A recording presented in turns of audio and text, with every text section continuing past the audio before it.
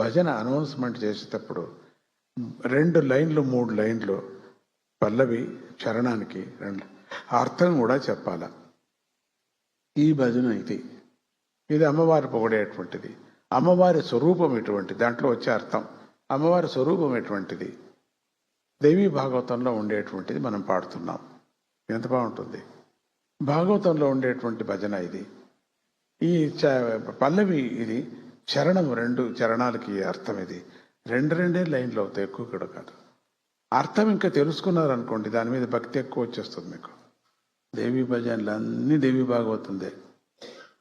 దుర్గా పరమేశ్వరి అమ్మవారి యొక్క స్వరూపము పాడుతున్నారు మీరు. విష్ణు భజనలు అంతా కూడా భాగవత భజనలు పాడుతున్నారు.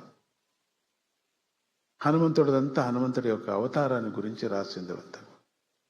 ఏదో తమాషగా గీచింది కాదు, అది గీయించింది కాదు, గీచింది కాదు. ఒకపారి వీళ్ళతోనే గీయిస్తూ ఉంటాను, బాలస్వామితో గీచరనైనా అంటుంటా. కృపాకృష్ణమూర్తి గారు కొన్ని గీచారు, గీచండి అంట, దాన్ని అది సరి చేసుకుంటా నేను. ఇది ఇట్లా పెట్టు, దాన్ని ఎట్లా పెట్టు అని. అప్పాజీ పాడుకుంటారు, అప్పాజీకి ఉపాసన అవుతుంది అది. నా చాలామంది ఇచ్చారు, అన్నీ నేను పనికిరావు, అన్నీ అట్లా పెట్టేస్తాను, ఒంటికి వేసేస్తాను అని కూడా. కొన్ని సందర్భాలు నేనే గీచుకుంటా. ఇప్పుడు అన్నీ మీరు చూస్తే ఒంటరివులో మీకు దొరకదు, అన్ని అప్పాజీ రాసింది భజనలు, అన్ని చేత్తో రాశారు. అయిన తర్వాత దాన్ని వారికి పంపించి దాన్ని కంప్యూటరైజ్ చేసి కింద కంప్యూటర్ అక్షరాలతో రాయటం జరుగుతుంది. ఎన్ని రాశారో, ఇంకా రాస్తూనే ఉన్నారు. నిన్న కూడా ఒక గణపతి, కొత్త గణపతి భజన బరదే, కొత్తది, మొన్న కూడా బరదే దొరికినప్పుడంతా రాస్తూ ఉంటా. వీడియో చూస్తా, చదువుతా, భగవద్గీత భాగవతం చదువుతా, భజనలు రాస్తా, పిల్లలకి సమస్యలు ఉండేటువంటి వాళ్ళకి సమస్యలు ఇస్తా, మీటింగులకి అంతా అటెండ్ అవుతా, స్విమ్మింగ్ చేస్తా, యోగం చేస్తా, అన్నీ చేస్తాను, భజనలు రాస్తా.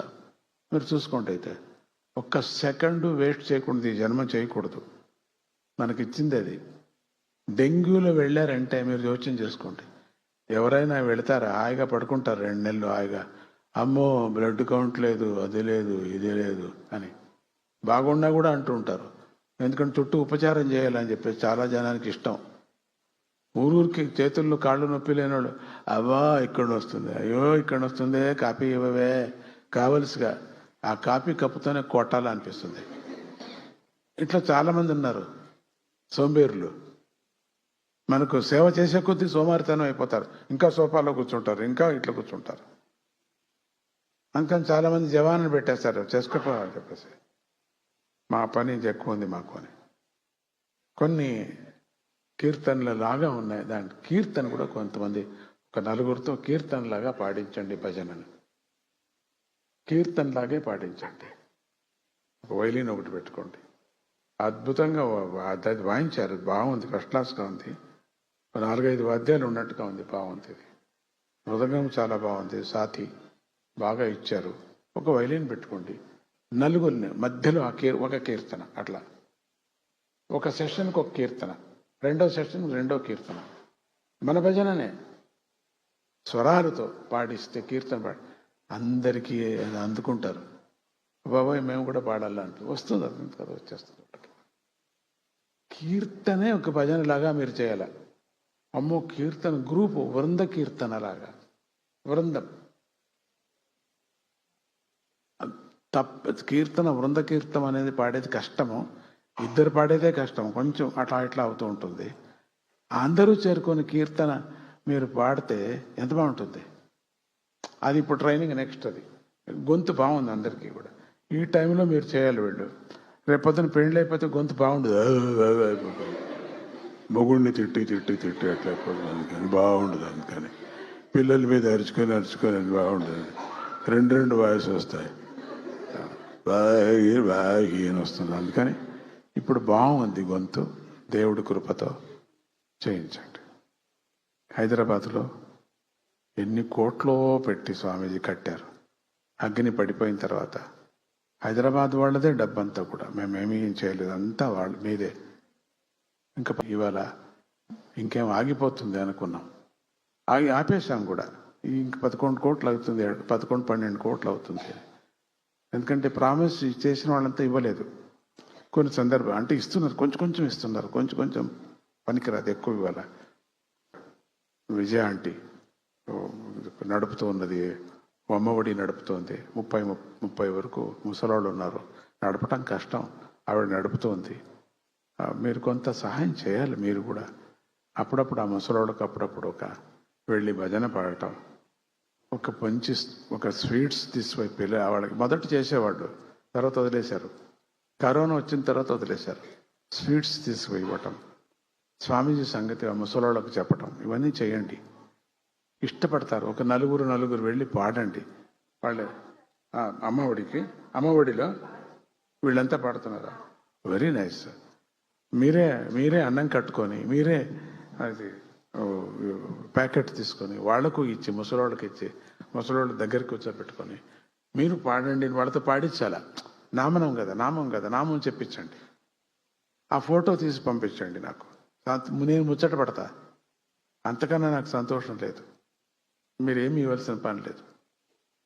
నాగిని ఆ పని చేయాలి, నాగమణిగా ఆ పని చేయాలి. మీరు నేను వెళ్ళలేను, మా ఆయనకి బాగాలేదు, మా పక్కింటి వాళ్ళు తిడతారు, అట్లంతా పక్కింటి వాళ్ళు తిడితే నీకేం పట్టింది? ఓకే, అట్లంతా అనుకోకూడదు, నాకు అది ఇవ్వకూడదు. మీరు ఆ తాపత్రయమే చెప్పకూడదు, తథాస్తు అనేస్తారు. తాపత్రయం మీది, మంచిది నాది, తెలుసుకోండి. మంచిది ఎక్కువ నాకు ఎప్పుడు సేవ చేస్తారో తాపత్రయం కూడా మంచిదైపోతుంది. దానికే సిగ్గు వస్తుంది, అయిపోయి సరిపోతుంది. అది ఎప్పుడూ ప్రాబ్లం మనం చెప్పుకోకూడదు. రాలేదు, ఆ పిల్లలకి ఏదో అయింది అందుకని ఈరోజు రాలేదు, అదంతా చెప్పనేకూడదు. రాకపోతే అంతే, వచ్చిన వాళ్ళని చూసుకుందాం. మనమంతా రాని వాళ్ళని గురించే మాట్లాడతాం, ఎంత అదృష్టమో. అందుకని వీళ్ళు కూడా రారు, ఎందుకంటే మందికి మాట్లాడుకుంటారు. మేము వస్తే మంది మాట్లాడరు, అందుకని వాళ్ళు రారు. రాని పిల్లల గురించే మాట్లాడతారు మీరు. అది ఎంత బాగుపడుతుంది, ఈరోజు రాలేదు, అది ఉండిన వాళ్ళకి ఏమవుతుంది? కష్టమవుతుంది. ఇదేంటి, మేము వచ్చాము ఇక్కడ దెయ్యంగా కూర్చున్నాం, ఇక్కడ ఇంత లావుగా కూర్చున్నాం, మనల్ని వదిలేసి వాళ్ళని పొగుడుతుందే లోపల అనుకుంటారు, బయట అనరు, లోపల అనుకుంటారు వాళ్ళు. రాని వాళ్ళ సంగతి మాట్లాడకూడదు. ఆశ్రమంలోనూ అంతేనే, పోతే పాయ, రాకపోతే చింత లేదు, ఇంకా ఇద్దరికి స్థలం ఉంది అనుకోవాలి. మనం పరిగెత్తుకొని రావాలి. వాళ్ళే అమ్మ బాబోయ్ అని నన్ను వదిలేశారే అని పరిగెత్తుకొని వాళ్ళు కింద మీద పడి పరిగెత్తుకొని రావాలి. వాళ్ళు మనం అడగనేకూడదు. అడిగినంత పైకి మిద్దెక్కుతారు, మిద్దెక్కి కూర్చుంటారు. ఏదో ఇంత చిన్న భజనకు ఇంత చాలా ఏడిపిస్తారు వీళ్ళు. నాకు తెలుసు ఏడిపించేది, నాకు అది అన్నీ తెలుసు. నాకు ఏడిపించకూడదు, నేను కొడతాను మిమ్మల్ని, తెలుసుకోండి అంటే ఆ కొట్టే దానికోసమైనా ఏడిపించదండి. నేను కొట్టను, ఊరికే నోట్లో చెప్పాను, కొట్టను. నాకు అది కష్టం, కొడితే చేయొద్దని వస్తుంది నాకు. మీకు నొప్పిదు, నాకే వస్తుంది. అది కొంచెం ఊరికే చెప్తున్నాను. మీరు రావాలా, చెప్పుకోవాలి. మీరు రాకపోతే అట్లా మీరు వచ్చిన వాడికి మనం ట్రైనింగ్ ఇస్తాం. బాగుంది, చాలదు, ఇంకా హైదరాబాద్ దండిగా ఉన్నారు. ఇంకో గ్రూప్ కూడా ఉంది, ఆ గ్రూప్ను కూడా ఉత్సాహపరచాలా అని చెప్తూ ఆ శ్లోకం పాడుతున్నారు. దాన్ని కూడా కొన్ని మార్పులు చేయాలని బాలస్వామి గారికి చెప్పా. కుప్పకృష్ణ దగ్గర కూర్చొని మాట్లాడతాం, పండితుల దగ్గర. కొన్ని మార్పులు చేయాలి. శ్లోకాలు ప్రతి భజనకు పాడితే పాడొచ్చు, అది లేకపోతే ఎందుకంటే గొంతు కూర్చుంటుంది. శ్లోకం పాడితే, ఆ రాగం మీద శ్లోకం పాడితే నెక్స్ట్ భజనకి ఒక స్తోమత వస్తుంది. అంటే దాన్ని మీరు పై లెవెలు, స్థార స్థాయి, ఇవన్నీ కూడా మధ్యమ స్థాయి, ఇవన్నీ దాంట్లో బాగా కూర్చుంటుంది. అది అందుకని ఆ స్థాయి పెంచడానికి శ్లోకం ఒకటి, ఆధారం ఒకటి. మరి రాగం కూర్చుంటుంది లోపల, మనసులో బాగా కూర్చుంటుంది. అది ఆ లోపల కూర్చున్నప్పుడు భజన బాగుంటుంది, పాడుతుండేది బాగుంది. మీరు ఓకే. అట్లా ఇంకొన్ని భజనలకు శ్లోకాలు వేయలేదు. ఆ మామూలు నామావళి భజన ఉంది, అది అక్కర్లేదు. కృష్ణం విష్ణు, అది దానికి శ్లోకం అక్కర్లేదు. అట్లా కొన్ని భజనలు ఉన్నాయి. అంటే రామం అది పక్కర్లేదు. నామావళికి సంబంధించిన భజనలు దండిగా ఉన్నాయి, దాంట్లోకి శ్లోకం అక్కర్లేదు, డైరెక్ట్గా పాడేస్తాం. కొన్ని భజనలకి మాత్రం శ్లోకాలు వేయాల్సి వస్తుంది, ఎందుకంటే అమ్మ చరిత్ర ఉంది. విష్ణు చరిత్ర ఉంది, శివుడి చరిత్ర ఉంది, జగన్మాత దుర్గి చరిత్ర ఉంది, సుబ్రహ్మణ్య చరిత్ర ఉంది, హనుమంతుడి చరిత్ర ఉంది, దత్తుడి చరిత్ర ఉంది. దానికి శ్లోకాలు వేయక తప్పదు అనుకుంటున్నాం. అత్యంత సరళంగా ఉండేటువంటి శ్లోకాలు, నోరు తిరగని శ్లోకాలు వేస్తే ప్రయోజనం లేదు, రాగం అంతా గోవిందైపోతుంది. అట్లా సులభంగా ఉండేటువంటి శ్లోకాలు శంకర భగవత్పాదులు చేశారు. ఎంత అద్భుతమైన శ్లోకాలు, ఎవరైనా పాడుకోవచ్చు.